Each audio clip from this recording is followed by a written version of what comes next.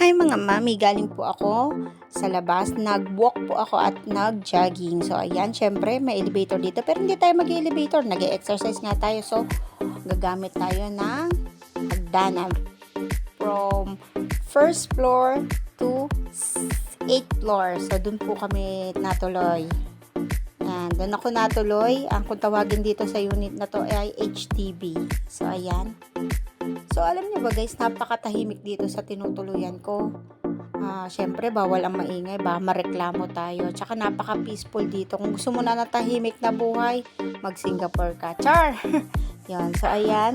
Tsaka safe naman dito kahit mag-walk ka ng gabi or late na safe dito sa Singapore. Saka malinis din. Tsaka may mga, yung mga tao dito, malaki ang discipline nila, lalo na sa kalinisan. So, ayan, nasa 7th floor na tayo. Onti na lang, matatapos na tayo. From